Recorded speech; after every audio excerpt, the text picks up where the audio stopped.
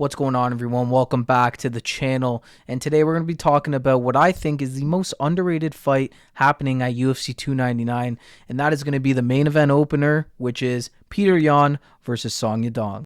I think what gets me so excited for this fight in particular, to be honest, is that it's two of the most exciting guys in the bantamweight division who both are going to be wanting to make a statement here for different reasons. You have Petr Yan on one hand, who hasn't won a fight in forever, hasn't fought in a year, and really needs to get back into the win column, and it's a great opponent to do it against. You have Song Yadong on the other side, who is a contender who's been bouncing around and has fought a lot of tough guys in the division, but he hasn't been able to break into that top 5 in order to get his title shot.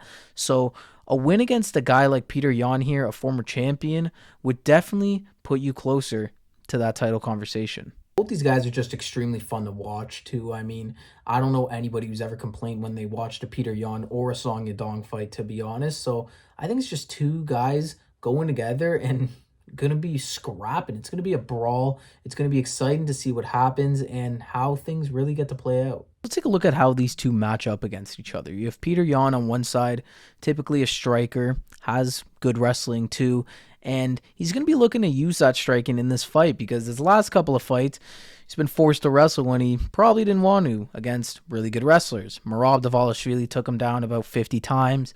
Of course, before that, he had 2 fights with Aljamain. He did get that one in there with Sean O'Malley, which he probably felt like he got robbed a bit of, but he had that one in there, which was a striking match, so at least he had to have a little bit of fun. But against Merab, that was not the case. He got completely steamrolled, 50-45, and he definitely needed to take some time off after that fight and regroup and just refocus himself and try and bounce back in a big way. And looking at Yan here in this fight, I think he has a really great opportunity to do so. I think that he is the better striker between him and Song Yadong. Even though Song is just incredible as well, I do think Yan is just a bit better. I still think Petr Yan's one of the best strikers in the bantamweight division. I don't think that's crazy to say.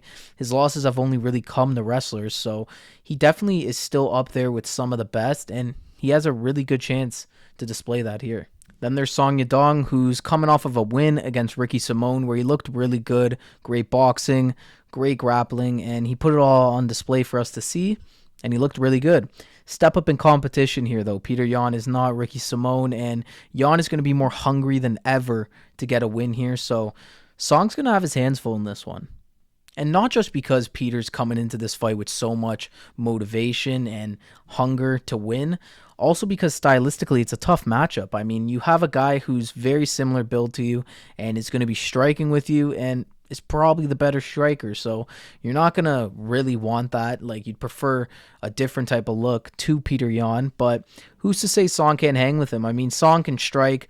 He's striking with some of the best guys in the UFC. He's gotten pieced up, but he has done his fair share of good as well, and I don't really know if we're going to see too much wrestling in this one anyways, so I don't think he's going to have to worry about that, but he's going to have to be very careful on the feet with Yan because Yan is just a different type of striker. And you can see that in the O'Malley fight, which is a very good reference because Suga's the champion now, so clearly he is good.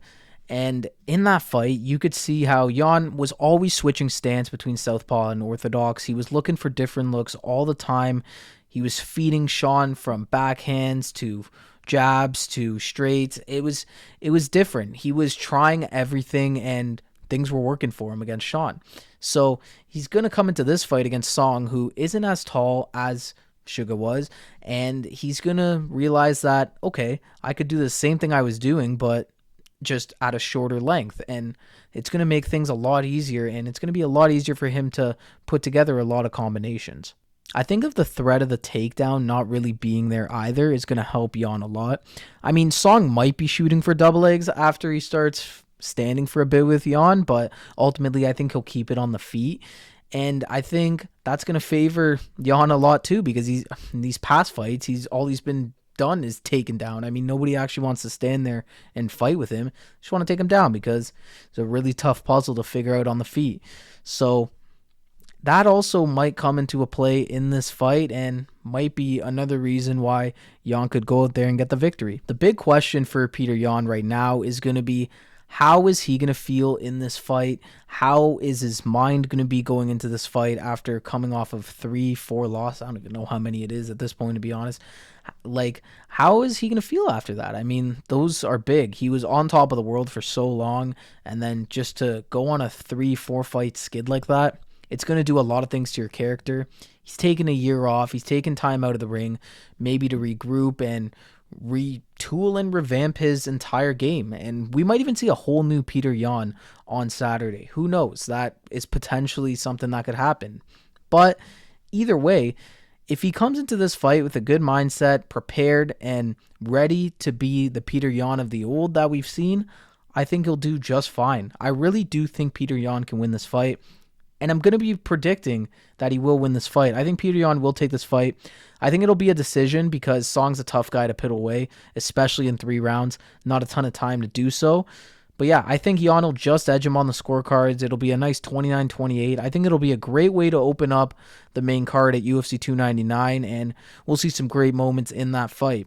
And I do think Yan will come out on top. I think he is the better fighter between the two, and I think he has a great opportunity to bounce back here in front of a big crowd and regain some of the success that he had before, and hopefully he can go on and make a title push in the future. And it's not that I think Song Yadong is bad or anything. I just think that he's fighting Petr Yan at the worst possible time that he could. I mean, you're fighting a Yan that's going to be hungry, motivated to win after coming off of like 4 losses in a row.